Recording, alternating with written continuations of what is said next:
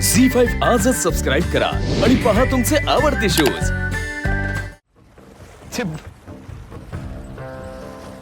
कुठे गेले आशू अगं ते म्हटले होते की परत येईन पण आले नाही आता अजून उशीर झाला आता। मग तू फोन कर। हा करतो ना येतील ते असतील इथेच कुठेतरी असते।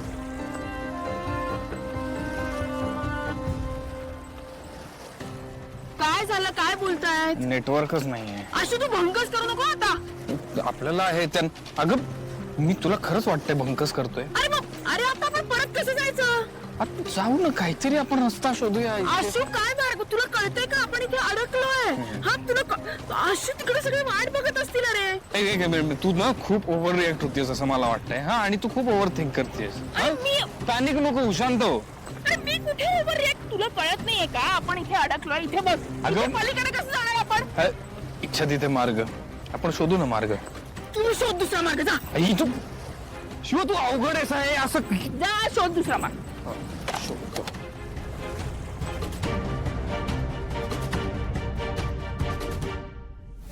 ये आम्ही जिंकलेलो आहोत। नाही नाही जिंकलेली आहे।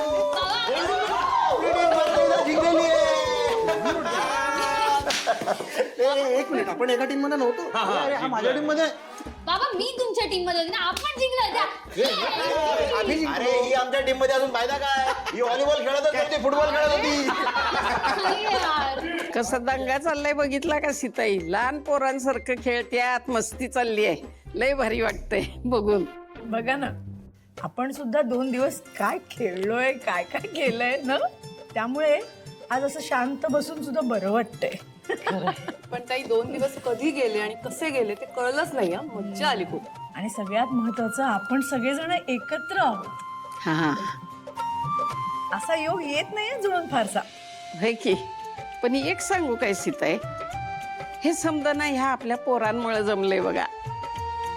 हे सगळं इतकं छान सुरू आहे ना, कोणाची नजर नको लागायला। फ्रुट्स आई आई आम्हाला दे ना फ्रुट्स। ये ना मग खा भरपूर आहे की। भूक लागली आहे मला दे ना इथे आणून प्लीज। हो पण ये ना इथे येऊन खा ना। आई आई ग पाठ दुखते अगं खूप अंग दुखते खूप खेळलो थकले अगं। काय संपदा आता खेळत होतीस तेव्हा तुझ्यात एनर्जी होती आणि आता इथे दे। अगं नाही ते फुटबॉल पण होतं असं। ए बाबा सॉरी व्हॉलीबॉल। खूप खूप अंग दुखते दे ना प्लीज प्लीज। थांबाले तुझे लाड तुमच्यासाठी तुम्ही पण खा।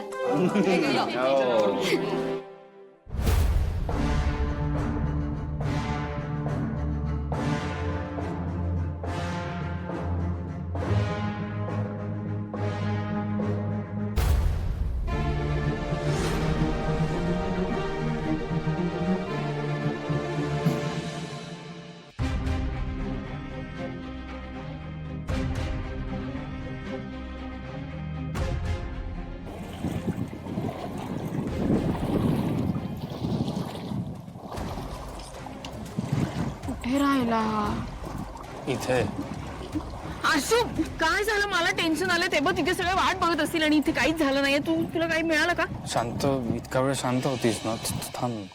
हे बघ मी गेलो तिथे विचारलं तिथे एक शेतकरी भेटला मला। तिथे तो सांगितलं त्यांनी की इकडनं एक रस्ता आहे जायला ते आपल्याला चालत जायला लागेल। चालत जावं लागेल तुला कळतं का? एवढं आपण कसे आलो बोटीने एवढे लांब आलो की नाही मग चालत कसं जाणार? आता तू विचारलंस की मार्ग कुठला आहे? आता हा मार्ग आहे एकच मार्ग आहे। एवढं शांतपणे बोलू नको तू चल आता बास्केट पकड। पकडतो ना उठ। चल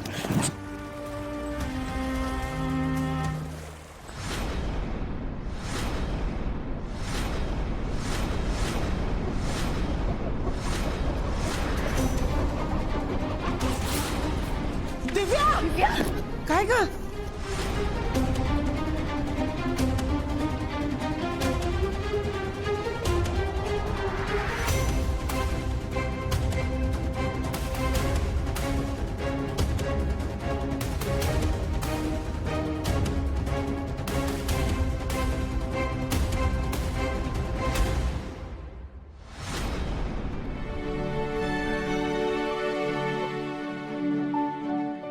काय झालं?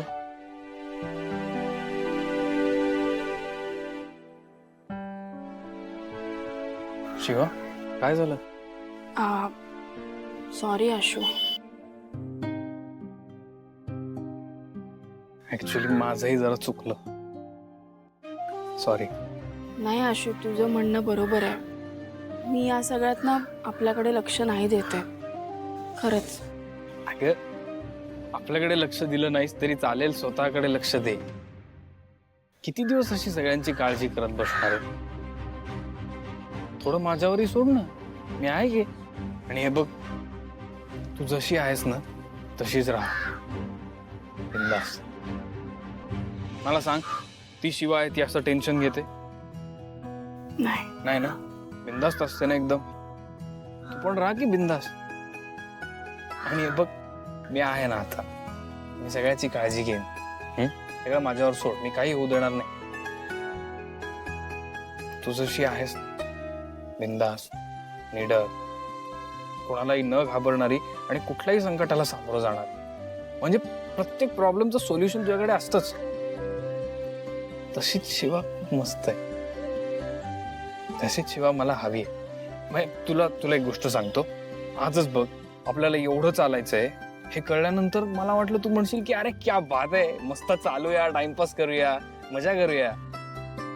पण असं काहीच झालं नाही. उलट तू घाबरलीस, चिडही गेलीस. तुला घरच्यांची इतकी काळजी होती स्वतःपेक्षा.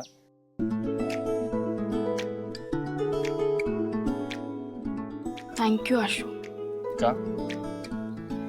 तू मला माझीच ओळख करून दिलीस परत, त्यासाठी. वेलकम. चलो बिडू, बहुत दूर तक जाना है अभी तो.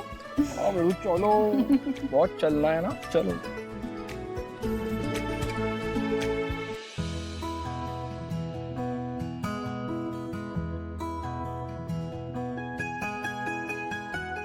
आशू,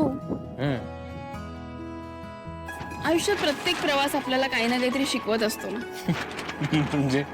म्हणजे आपल्या मैत्रीच्या प्रवासाने मला प्रेम शिकवलं, आपल्या नवरा बायकोचं नातं नव्याने जाणवून दिलं. म्हणजे प्रवास फक्त चालत जाण्याचा नसतो, तर तो त्या वेळेचा, त्या अंतराचा, येणाऱ्या अनुभवांचा पण असतो ना. खरं? वाव. असं कसं? बाबा, शिवानी देवीचा प्रसाद कोण देणार? ये सॉरी हा, शिवानी देवींचा जय विजय असो. काय? हो देवी, चमत्कार. काय? घ्या. आशू, प्रसाद दिला. गप्प बस ना. प्रसाद मागितला तुम्ही. बघीन. बरं, आणि प्रसादावर ना आठवलं, मुळातपासून मला लक्षातच नाही आलं की भूक लागली आहे. तर ते इथे कुठे काय मिळणार आहे? चल आपण तिथे जाऊन बघूया काय. मी काय म्हणतो देवी, या वृक्षांवरचे रसाळ फळ खाऊन आपण आपला उदरनिर्वाह करूया. झी5 आजच सबस्क्राईब करा आणि पहा तुमचे आवडते शोज